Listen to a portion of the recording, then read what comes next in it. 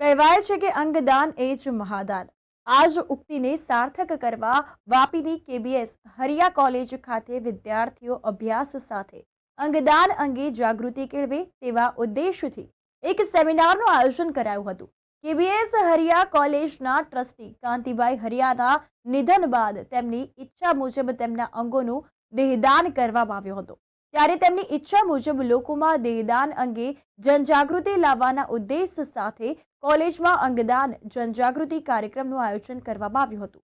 અંગદાન ચેરિટેબલ ટ્રસ્ટના સ્થાપક દિલીપ દેશમુખ લીવર ટ્રાન્સપ્લાન્ટની સર્જરી બાદ પણ આજે સ્વસ્થ જીવન જીવી રહ્યા છે. આથી તેઓ અંગદાન અંગે દેશભરમાં જનજાગૃતિ સેમિનાર યોજીને જાગૃતિ લાવવાનો પ્રયાસ કરી રહ્યા છે. જે ઉદ્દેશ અંતર્ગત આ સેમિનાર યોજાયો હતો. આ સેમિનારમાં ઉપસ્થિત કોલેજના વિદ્યાર્થીઓને અભ્યાસ સાથે અંગદાન અંગે વિસ્તૃત માહિતી પૂરી પાડવામાં આવી હતી.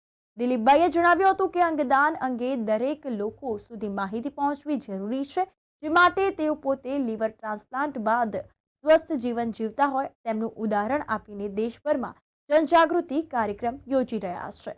અને આ સેમિનારમાં કોલેજના પ્રિન્સિપાલ પૂનમ ચૌહાણ, ટ્રસ્ટી ભારતી સુમરિયા, કોલેજના પ્રોફેસર તથા વિદ્યાર્થીઓ ઉપસ્થિત રહ્યા હતા. અમારા ટ્રસ્ટી શ્રી કાંતિભાઈ હરિયા જે અમારા ચેરમેન હતા, એમને જતા પહેલા પોતાના અંગનું દેહદાન કર્યું છે અને એનાથી અમને ખૂબ જ મોટિવેશન મળ્યું છે. અને અમે એનાથી એવું વિચાર્યું કે અમે જે અમારા ટ્રસ્ટીનું લક્ષ્ય છે, જે એમનું વિઝન છે, એ અમે અમારા સ્ટુડન્ટ સુધી પણ સ્પ્રેડ કરીએ. તો એના માટે અમે લોકોએ આજે એક અંગદાન ચેરિટેબલ ટ્રસ્ટ છે, જેમાં શ્રી દિલીપભાઈ દેશમુખ એ એમના મેમ્બર છે, એ આજે આવ્યા છે અને એમને પોતે પણ લીવરનું ડોનેશન મળ્યું છે, જેના કારણે આજે એ લાઈવ છે અને એ પણ એનાથી ખૂબ મોટિવેટ થઈને લોકોમાં એનું જાગૃતિ ફેલાવી છે. તો અમારું ઇન્ટેન્શન પણ એ છે કે અમારા છોકરા સુધી એ વાત પહોંચે કે અંગદાન કેવી રીતે એક બીજાનું જીવન આપણે સુધારી શકીએ, બચાવી શકીએ અને કેવી રીતે આપણે જીવતા હોય ત્યારે અને મર્યા પછી પણ આપણે અંગદાન કરીને સેવા આપી શકીએ સમાજને.